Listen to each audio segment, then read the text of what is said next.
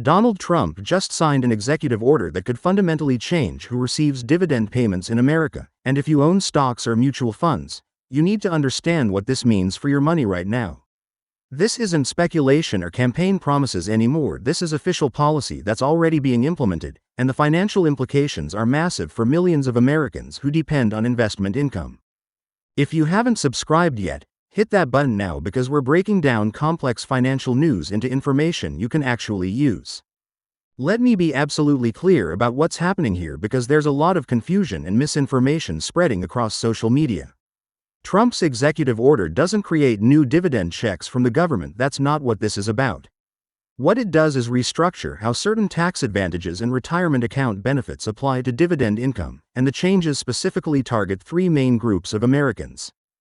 The order prioritizes senior citizens over 65 who rely on dividend income for retirement, military veterans with service-connected disabilities who hold investment accounts, and families earning under $75,000 annually who participate in dividend reinvestment programs.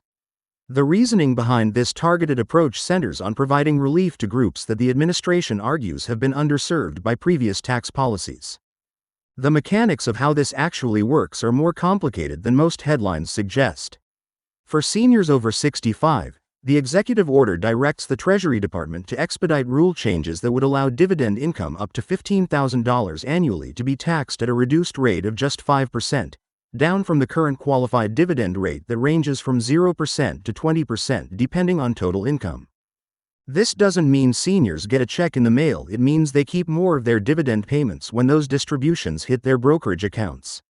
For someone receiving $1,000 monthly in dividends from their retirement portfolio, this could translate to an additional $1,800 annually that stays in their pocket instead of going to taxes. Military veterans with service-connected disability ratings of 50% or higher get an even more significant advantage under this order. The directive instructs federal agencies to create a new classification for dividend income received by qualifying veterans, treating the first $25,000 of annual dividends as entirely tax-free. This is separate from existing veteran benefits and applies specifically to investment accounts, IRAs, and brokerage holdings. A veteran receiving dividends from a diversified portfolio of blue-chip stocks like Coca-Cola, Johnson & Johnson, or Procter & Gamble could see their effective tax rate on that income drop to zero on the first $25,000. The administration's stated justification is that veterans who sacrificed for their country shouldn't face the same tax burden on investment income as other citizens, particularly those dealing with service-related disabilities that may limit their earning potential. The third targeted group, families earning under $75,000 who participate in dividend reinvestment plans, represents perhaps the most interesting aspect of this executive order. These are typically middle-class Americans who have set up automatic reinvestment of dividends to purchase additional shares instead of taking cash payments. The order establishes a new tax credit worth up to $500 annually for families who can demonstrate they've maintained dividend reinvestment for at least 3 consecutive years. The goal here is to encourage long-term wealth building among working-class families by rewarding the behavior of reinvesting rather than spending dividend income. If you're a family earning $60,000 annually and you've been reinvesting dividends from an S&P 500 index fund for the past 3 years, you could claim this credit on your next tax return, effectively receiving $500 back from the government. Now let's talk about the controversial aspects of this executive order because there are legitimate questions about both the legality and the fairness of these targeted provisions. Legal scholars are already debating whether the president has the constitutional authority to direct the Treasury Department to create these specific tax carve-outs without congressional approval.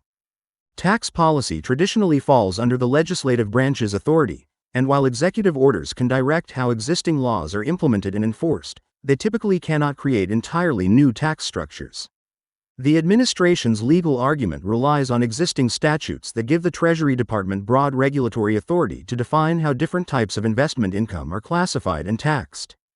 They're essentially saying this isn't creating new tax law but rather clarifying and optimizing existing frameworks to benefit specific populations. Critics argue this sets a dangerous precedent where presidents can unilaterally pick winners and losers in the tax code based on political considerations rather than sound economic policy. If this executive order stands, what prevents future administrations from creating their own targeted tax breaks for favored constituencies? There are also fairness questions about why these specific groups were chosen. What about single parents working two jobs who don't quite fit into these categories? What about younger workers trying to build wealth who don't meet the age requirements? What about families earning $76,000, just $1,000 over the cutoff, who receive no benefits despite being firmly middle class in most parts of the country? The practical implementation timeline is another crucial factor that investors need to understand. The executive order itself was signed, but the actual rule changes require a formal regulatory process through the Treasury Department and the IRS. This process typically includes a public comment period of at least 60 days, followed by review and finalization of regulations, which means the earliest these changes could take effect is likely 6 to 9 months from now. However, the order includes language directing agencies to work with maximum urgency, which some interpret as an attempt to fast-track implementation before the next tax season. Financial advisors are already fielding questions from clients about whether they should restructure their portfolios to take advantage of these potential changes. The honest answer right now is that it's too early to make major moves based solely on this executive order. Until the final regulations are published and we know exactly how the rules will work, making dramatic portfolio changes could backfire. However, there are some preliminary steps that might make sense for people who fall into the targeted groups.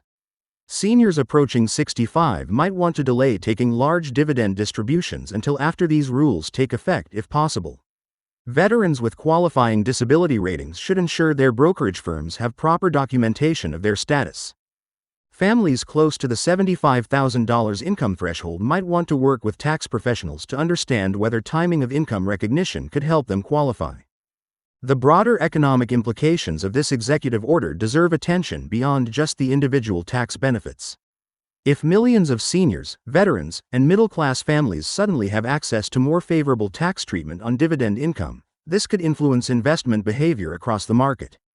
Companies that pay reliable dividends, traditional blue-chip stocks in sectors like consumer staples, utilities, and healthcare, might see increased demand from these investor groups. This could potentially drive up valuations in the dividend-paying segment of the market while leaving growth stocks that don't pay dividends relatively less attractive to these groups. The order might also encourage more companies to initiate or increase dividend payments to attract investors who can now benefit from more favorable tax treatment.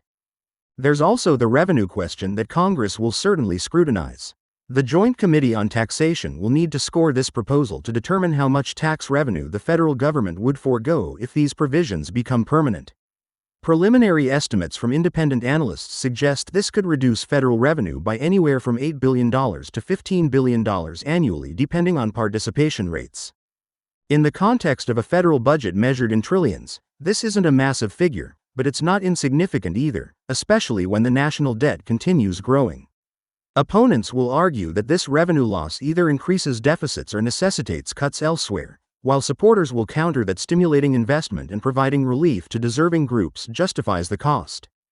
For individual investors trying to navigate this situation, the key is staying informed without making premature decisions.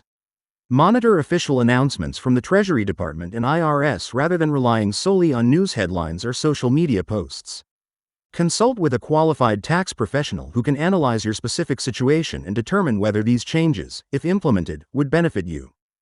Consider whether your current investment strategy aligns with your long-term goals regardless of short-term tax policy changes. And remember that tax policy is just one factor in investment decisions. Never let the tax tail wag the investment dog. This executive order represents a significant shift in how the government thinks about investment income and who deserves preferential treatment in the tax code. Whether it survives legal challenges, gets implemented as written, or becomes a campaign issue in future elections remains to be seen. What's certain is that millions of Americans are paying attention to how this develops because real money is at stake.